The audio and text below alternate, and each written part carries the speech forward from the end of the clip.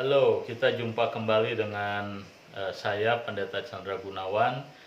Hari ini kita akan membicarakan satu bagian firman Tuhan yang cukup sulit untuk dipahami, bahkan untuk sebagian orang teks firman Tuhan ini barangkali bisa membuatnya khawatir atau takut. Nah, hari ini kita akan membaca atau membahas teks firman Tuhan dari Markus pasal yang ketiga, ayat 28 sampai dengan 29. Sebuah teks firman Tuhan yang berbicara mengenai dosa yang disebut menghujat Roh Kudus. Saya akan bacakan. Aku berkata kepadamu, sesungguhnya semua dosa dan hujat anak-anak manusia akan diampuni, ya semua hujat yang mereka ucapkan. Tetapi apabila seorang menghujat Roh Kudus, ia tidak mendapat ampun selama-lamanya, melainkan bersalah karena berbuat dosa kekal.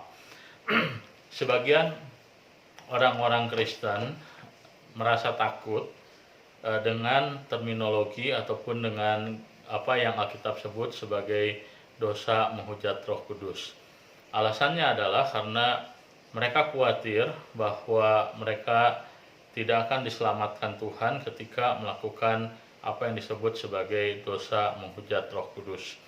Nah, itulah sebabnya maka hari ini kita mencoba memikirkan apa sesungguhnya arti daripada menghujat Roh Kudus, dosa menghujat Roh Kudus.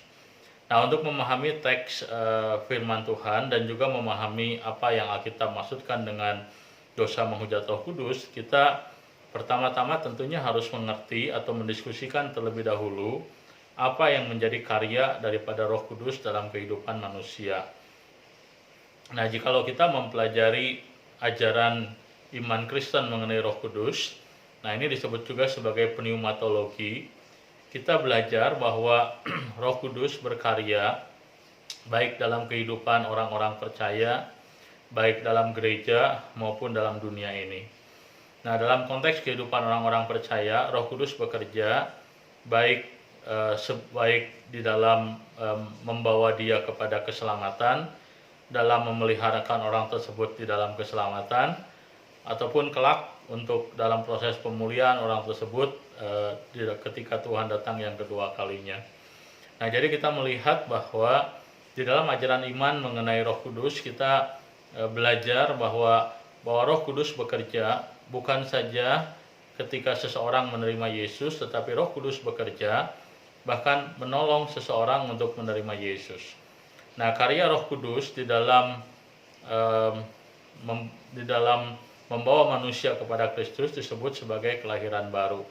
Roh Kudus melahirbarukan manusia sehingga manusia yang semula menolak Tuhan, memiliki hati yang keras, cenderung untuk melawan Tuhan, memiliki hati yang lembut untuk mencari dan bahkan kemudian bisa bertobat.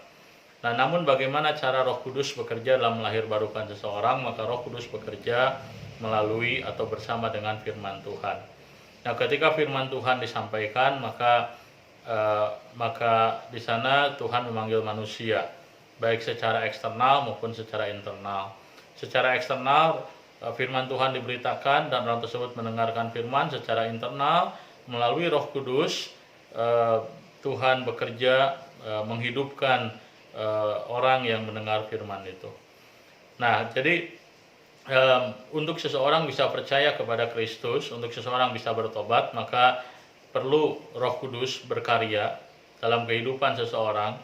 Roh Kudus perlu berbicara kepada kehidupan seseorang yang membuat orang tersebut mengalami kelahiran kembali. Nah, bagaimana dengan kaitannya dengan dosa menghujat Roh Kudus? Apa yang dimaksudkan dengan dosa menghujat Roh Kudus? Nah, dosa menghujat Roh Kudus sesungguhnya menunjuk kepada dosa yang dilakukan oleh orang-orang yang mendapat kesempatan untuk mendengar berita Injil, mendapat kesempatan untuk melihat karya Tuhan, mendapat kesempatan untuk menyaksikan pekerjaan Tuhan, namun ia menolak apa yang disaksikan oleh Roh Kudus melalui apa yang dia lihat, apa yang dia saksikan, apa yang dia dengarkan dari firman Tuhan. Nah, jadi kalau untuk seseorang bisa percaya kepada Tuhan Yesus, orang membutuhkan kesaksian Roh Kudus. Maka saat seseorang menolak kesaksian Roh Kudus, maka orang tersebut tidak mungkin bisa diselamatkan. Kenapa? Karena kesaksian Roh Kuduslah yang membuat seseorang mengalami pertobatan. Nah, inilah alasannya mengapa Alkitab menyebutnya sebagai dosa yang tidak bisa diampuni. Karena dosa ini membuat manusia tidak bisa mengalami pertobatan. Nah, itulah sebabnya maka seseorang yang melakukan dosa menghujat Roh Kudus itu menunjuk kepada orang yang menolak kesaksian Roh Kudus yang melalui firman Tuhan, melalui karya Tuhan yang dialami seseorang. Nah, ketika orang tersebut menolak apa yang Roh Kudus saksikan melalui nuraninya, nah itulah yang disebut sebagai dosa menghujat Roh Kudus. Dia menghujat Roh Kudus, dia menolak kesaksian Roh Kudus, dan itulah sebabnya dia tidak mungkin mengalami karya keselamatan, karena satu-satunya cara yang dapat membuat seseorang untuk diselamatkan yaitu kesaksian Roh Kudus dia telah tolak. Nah, dalam konteks Alkitab, ketika Tuhan Yesus memperingatkan bahwa dosa terhadap anak manusia atau dosa anak-anak manusia, semua dosa bisa diampuni. Nah, itu menunjuk kepada bahwa tidak ada dosa yang sangat besar yang tidak bisa diampuni. Kenapa? Karena semua dosa bisa diselesaikan ketika seseorang percaya kepada Tuhan Yesus. Nah, tetapi orang-orang yang menolak percaya kepada Tuhan Yesus, oleh karena mereka menolak kesaksian Roh Kudus melalui apa yang disampaikan oleh firman Tuhan ataupun melalui karya yang ditunjukkan kepada orang tersebut tidak bisa menerima keselamatan, tidak bisa bertobat, karena apa yang membuat dia bisa selamat itu dia tolak. Nah, dalam kisah Tuhan Yesus, dalam kisah pengajaran Yesus mengenai menghujat Roh Kudus, di sana diceritakan Yesus menyembuhkan seorang yang kerasukan. Namun orang banyak sebagian orang ketika melihat peristiwa tersebut, nah sebagian orang mengatakan kepada Tuhan Yesus bahwa Tuhan Yesus menyembuhkan orang tersebut dengan kuasa iblis. Nah, itulah alasannya mengapa Tuhan Yesus dia menegaskan bahwa menghujat anak manusia, artinya berdosa melawan anak manusia bisa diampuni, tetapi berdosa melawan Roh Kudus tidak bisa diampuni. Alasannya mengapa demikian? Karena Tuhan Yesus sedang memperingatkan bahwa Tuhan sedang menunjukkan melalui penyembuhan orang yang kerasukan setan ini bahwa Yesus adalah agen Allah, bahwa Yesus datang membawa pemerintahan Allah ke dalam dunia. Itulah alasannya mengapa tidak ada iblis yang sangat kuat yang mampu menahan Yesus, tapi semua bertekuk lutut di bawah kaki Yesus. Nah, ini semua seharusnya menjadi sebuah kesaksian yang membuat orang-orang kemudian percaya kepada Yesus. Nah, orang-orang yang menolak kesaksian yang nyata ini bahkan menuduh bahwa Yesus mengusir setan dengan kuasa Beelzebul. Nah, orang ini bukan sekedar menolak apa yang dia lihat, tetapi orang tersebut menolak kesaksian Roh Kudus melalui apa yang dia lihat, melalui karya Allah dalam diri orang yang kerasukan tadi.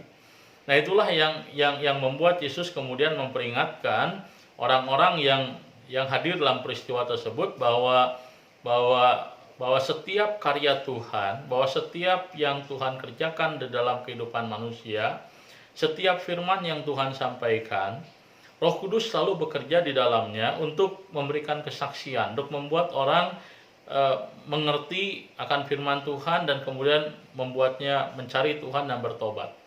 Nah, jikalau kesaksian yang dikerjakan oleh Roh Kudus ini ditolak, maka tidak ada solusi bagi orang tersebut untuk keluar dari persoalan dosa yang memelukui hidupnya.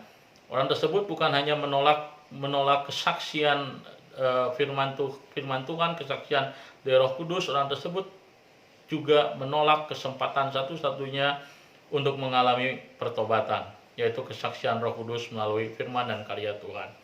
Nah, itulah yang dimaksudkan dengan menghujat Roh Kudus. Nah, jadi menghujat Roh Kudus tidak dilakukan oleh orang-orang yang sungguh-sungguh di dalam Tuhan, percaya kepada Tuhan, yang mendengarkan suara Tuhan dengan setia dan taat, tapi dilakukan oleh orang-orang yang ketika dia mendengarkan firman Tuhan, menantang orang tersebut untuk bertobat, tetapi dia menolaknya. Nah, itulah dosa menghujat Roh Kudus. Tidak bisa diampuni oleh karena dosa tersebut membuat seseorang menutup jalan pertobatan yang bisa membawa dia kepada keselamatan. Kiranya Tuhan boleh memberkati kita melalui video yang singkat ini. Tuhan memberkati.